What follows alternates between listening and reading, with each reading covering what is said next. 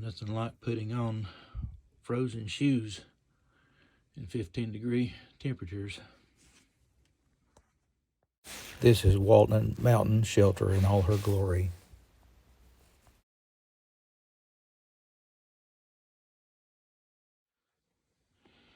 I'm making the first tracks in the snow this morning. This is what the trail looks like this morning. This is a really pretty area through here.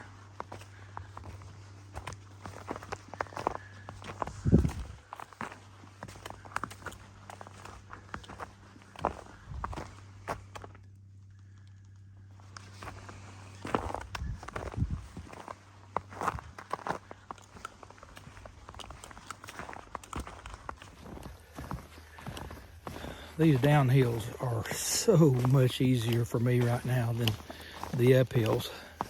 I hope I can get better at the uphills, but I'm sort of spent right now anyway, so I'm struggling with the uphills, especially today. Last night was brutal. At least it was for me. I got into the shelter, Walnut Mountain Shelter, about maybe 20 minutes till 5. And I thought, well, before I got to the shelter, I thought I'd have time and things. But man, when I got to the shelter, it was already, the temperature was dropping. It was like 22 or 23 degrees.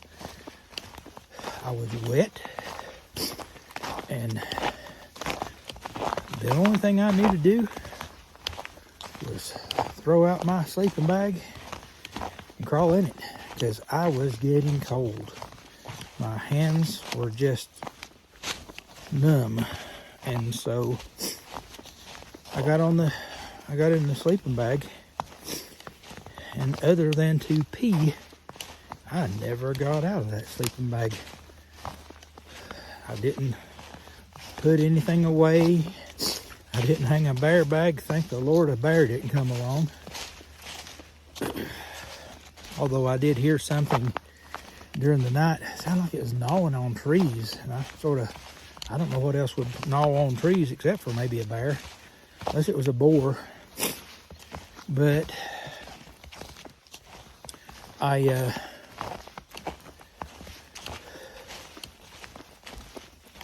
stayed in the sleeping bag for 15 and a half hours, which it really wasn't a sleeping bag. My what I have is a sleeping quilt, and I like it. I like using a quilt.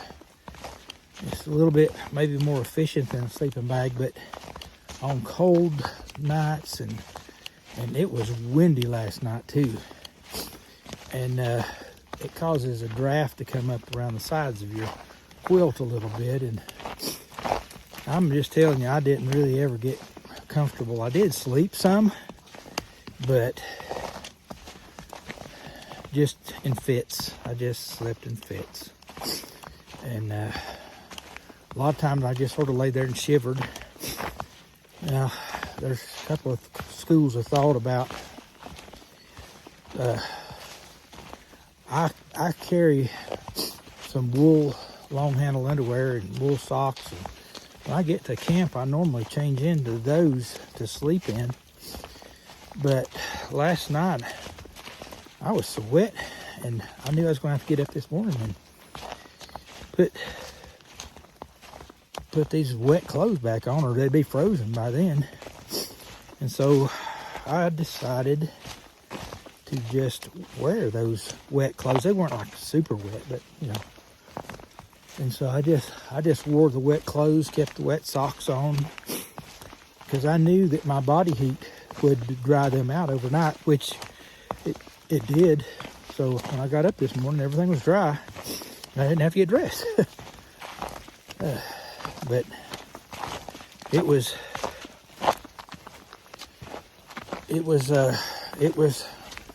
you know, one of the reasons I wanted to do this Appalachian Trail was to sort of challenge myself, and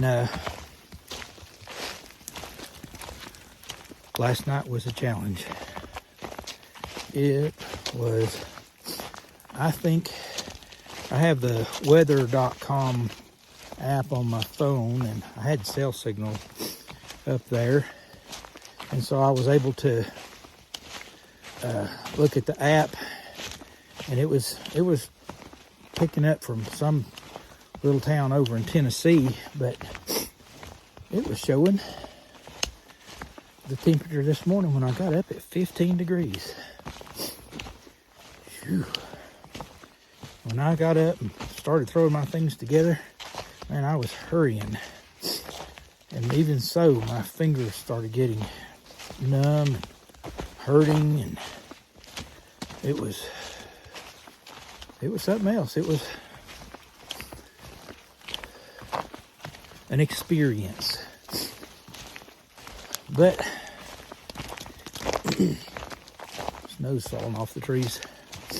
I do not intend to repeat that experience.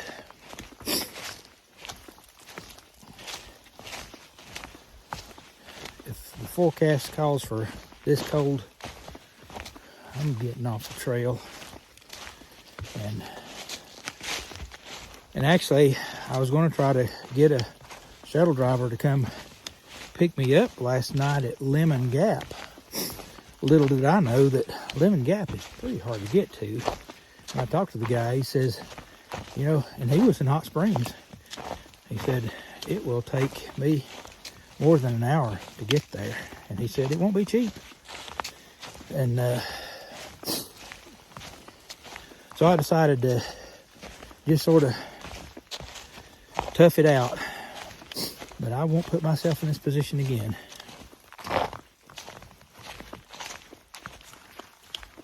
Yesterday, probably 30 or 45 minutes before I reached Walnut Mountain Shelter, I met the only other living soul I saw yesterday. It was a young woman, and she was hiking in the opposite direction. She wasn't obviously a thru hiker. I asked her if she was a SOBO. She said no, she had no-bowed last year, and she was just out enjoying the trail. Very nice young lady. And then this morning, she passed me going the same direction I'm going now. So she had just gone out to Lemon Gap and spent the night at Lemon Gap and came back. But she told me her trail name, and I'm so bad with names, and I didn't write it down or save it, and it's gone already. Very nice young lady though. And just a few minutes ago, I met a young man out hiking. He was just going to go out to the shelter that I spent the night at, Walnut Mountain, and turn around and come back. So he's going to put in, because Walnut Mountain to Laughing Heart Hostel is 12.8 miles. So if he was going to do double that. But the guy stopped and talked to me, and he was just a really nice guy too. And you know, I have found that these hikers out here, people that are really committed to it, they are such nice people. I really enjoy meeting them and talking with them. Just in that last segment I was talking, I come out of the snow. I don't know, I mean, there's a little bit of snow left, but not as, you know, it was a couple inches deep in places, but not now. I'm sort of glad to not have to be walking in it. And now here it comes back. But it's not that deep. Okay, here's the deal. I don't intend to be a platinum blazer, which if you don't know what a platinum blazer is, my understanding of it is it's somebody that just jumps from hostel to hostel and does a lot of slack packing and relies on shuttles to carry him back and forth and things like that. So I don't intend to do that very much, but last night beat me up so bad. I am just struggling to get down off this mountain. Usually going downhill is not so bad, but I am wore out. So I called a shuttle, and they're going to come and pick me up at Flow Gap. And they'll take me to Laughing Heart Hostel, and tomorrow I'll get them to pick me back up and take me back up there to Flow Gap again. I'll get back on the trail, and I am going to slack pack back to Laughing Heart, provided they have room for me. I would imagine this time of year they would. So I'll be spending 2 nights at Laughing Heart. I wasn't planning to, but you know, this isn't a race, it's a marathon. And I have got to take care of my 61-year-old body. And I want to build up to where I can endure. But right now, I'm not quite there. I mean, I can do 13-mile days and 15-mile days, but when it's in the snow and horrible weather like it was yesterday, and then throw in a horrible night I had last night at the shelter, I need some rest. So call me a platinum blazer if you want, but there's no shame. I'm cool with it. I have found already in my hiking that there are times when it can be a little bit difficult to know which way the trail goes. Even in the snow, especially in the snow. The one advantage I've got today is there's been a couple of people come through so I can see their tracks. But that just sort of makes me think about this app that I use and most hikers use called Far Out. It's an amazing app for those that don't know about it. But I had times when I couldn't figure out which way the trail went, and I'd pull out the app and it would get me back on track.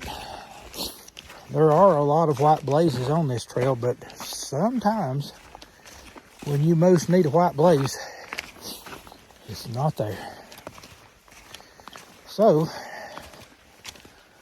I sometimes feel guilty about using all this technology, cell phones and apps and things, because I think about like when Earl Schaefer hiked it, and even when Grandma Gatewood hiked it, and I mean there are a lot of people hiking it back in the 70s, 80s, and even into the 90s that didn't have all this technology.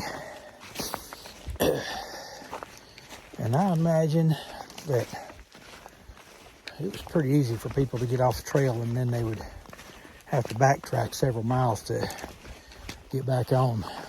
That would be frustrating. But with this app, I know every hill coming up before I come to it. I know every shelter, every place to get water. It's really an amazing piece of technology. And there are other guidebooks too that basically do the same thing. But having this on my phone in real time is just pretty handy. I passed a sign a minute ago that said Big Rock Spring. I wonder if this is the Big Rock. Probably. I am sure seeing an abundance of needle ice through here.